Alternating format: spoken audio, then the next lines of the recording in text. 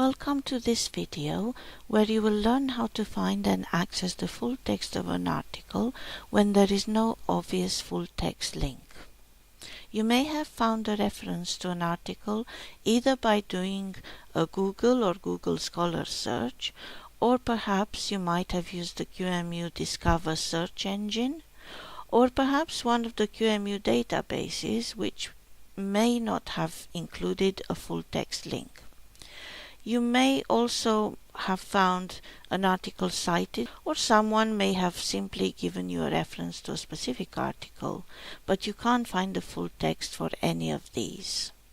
Let's say someone has given you a reference to this article, Sustainable Tourism Planning and Climate Change Adaptation in the Alps. The first thing you can do is find out if we have the journal in which this article has been published in our library collection. To do that, search for the journal title first of all in our list of e-journals A to Z. The journal in this case is Journal of Sustainable Tourism, and the volume in which this article was published is volume number 24, issue 4, pages 637 to 652. You should also take note of the year of publication, 2016. All this information will be useful in locating the journal article quickly. To search for the Journal of Sustainable Tourism, let's go to the library website. From any QEMU web page, click Library top right hand side and then click Library Resources and go to the e-journals A to Z publications. You simply type the journal title within the search box. It may be useful to choose Contains rather than Any, because Any would search for any of these words, whereas Contains is more precise. So let's find out if we have this journal in stock. And it appears that we do have this journal, and the full text links will be at the bottom of the record. You can see that we have access from 1997 to present, which means that the article published in 2016 should be available to us. So let's follow the link to the journal homepage. We know that the article was published in volume 24, 2016, and the issue was issue number 4. All we have to do is scroll down through the list of articles and see if we can find the article we need, and it is here. If you click on its title, you will see the full text article. You may prefer to download the PDF version instead of the HTML version. If you can't see the full text of an article to which we appear to have access, it may be because you haven't yet logged into the publisher's website. If that is the case, find the correct login. Remember to always look for access through your institution or through Shibboleth, which is the authentication system we use. If you were to put your credential in these two boxes here, you wouldn't be able to access it because these are for individual subscribers. So click Access through your institution, and then you may be prompted to search for your institution. When you find it, select it, and you'll be prompted to input your Shibboleth credentials. With Taylor and Francis, once you log in, you may not actually see the previous page, so you may have to simply search for the journal again or follow the link again from our e-journals A to Z page. Another quicker way to find that particular article could be searching for the title of the article within the journal. And here it is. We can follow the link to see the full text and the PDF versions.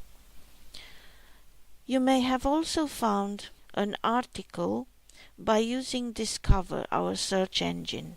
And I should remind you that Discover does not search all of our databases, and we do not always have full text access to all volumes and issues of a journal, which is why there may not always be full text links. However, it is always worth checking if we have access to that particular journal or magazine within our eJournals A to Z page. This article was found using Discover, and as you can see here, it does not have full text links. When I click on it, there are no full text links there either. But what we do know is that it is published in the Evening Standard, which is a newspaper, in 2016 in November. So what we want to do again is do a search for that particular newspaper within our eJournals A to Z list. It looks like we do have this newspaper in our stock, and we have access to it from the year 2000 onwards. You may have tried to search for that article via Google, and you may not have found it. And this is the case because this is behind a paywall, which is why it's worth checking our eJournals A to Z. So following the link to this newspaper, we find out it's available through our ProQuest database. Again, you could either search for the correct year, month or date to locate the journal article, or you can simply type in the article title in the search box at the top. If it is a very long title, it may be worth just typing in the very first few words and perhaps the author's name. Here is the article we're searching for, and if we follow the full text link, we can see the article here. In ProQuest, you can also listen to the article. Sometimes you may have come across an article in one of our databases, and here is one which I found in ProQuest which doesn't appear to have a proper full text link. However, follow the Check Full Text Finder for the full text link, and you will find that it takes you to the publisher website. This article is actually open access, which means that anyone can read it. Sometimes when you click on Check Full Text Finder, you may be taken to a page that looks like this. You can try one of the links that are present there to link to the article, but if the links don't work, then try to Google the title of the article to help you find it, if it is available open access. Another case when you might not find a full text article might be when you have used Google Scholar and you cannot see a full text link here on the right hand side. Click on the title of the article, and in this case you can see that there is no full text available here. However, do check to see if we have the journal in which it is published in our library collection by going to the eJournals A to Z to search for the journal as before.